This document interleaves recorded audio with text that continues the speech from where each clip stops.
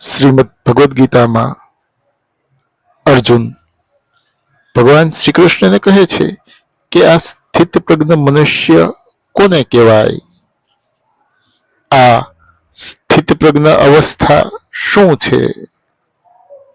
આવા સ્થિત પ્રજ્ઞ મનુષ્યના લક્ષણ શું છે?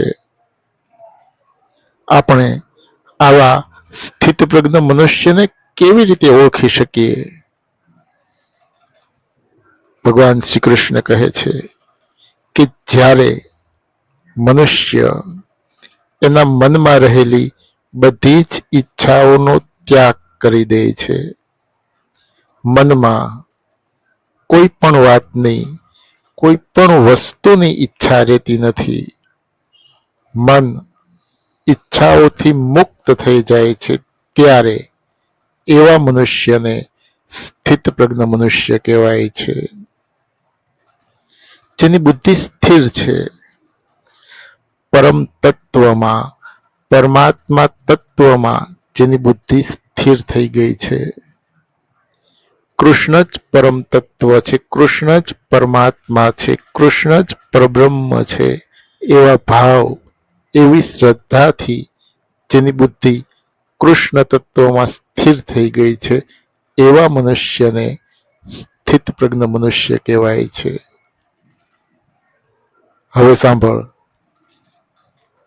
ભગવાન શ્રી કૃષ્ણ અર્જુનને કહે છે કે હવે સાંભળ, આવા સ્થિત પ્રજ્ઞ મનુષ્યના લક્ષણ કેવા હોય?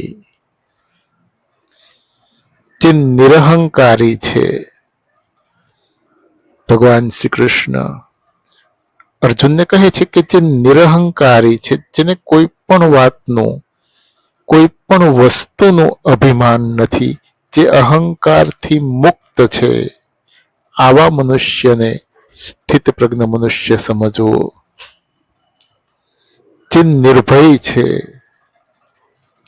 ભગવાન શ્રી કૃષ્ણ અર્જુનને કહે છે કે જે નિર્ભય છે, જેને કોઈ પણ વાતનું, કોઈ પણ વસ્તુનો ભય નથી, જે ભયથી મુક્ત છે, જે નિર્ભય છે, આવા મનુષ્યને સ્થિત પ્રજ્ઞ મનુષ્ય સમજવો. જેની બુદ્ધિ સ્થિર છે, પરમ તત્વમાં, પરમાત્મા તત્વમાં જેની બુદ્ધિ સ્થિર થઈ ગઈ છે. કૃષ્ણ જ પરમ તત્વ છે, કૃષ્ણ જ પરમાત્મા છે, કૃષ્ણ જ પરબ્રહ્મ છે, એવા ભાવ, એવી શ્રદ્ધાથી જેની બુદ્ધિ કૃષ્ણ તત્વમાં સ્થિર થઈ ગઈ છે, આવા મનુષ્યને સ્થિત પ્રજ્ઞ મનુષ્ય સમજવો. અને અંતકાળે આ અવસ્થામાં રહેવાવાળા મનુષ્યને, આ સ્થિત પ્રજ્ઞ અવસ્થામાં રહેવાવાળા મનુષ્યને બ્રહ્મ નિર્વાણ પ્રાપ્ત થાય છે, એને પરમ પદની પ્રાપ્તિ થાય છે. માટે અર્જુન, તું સ્થિત પ્રજ્ઞ બન.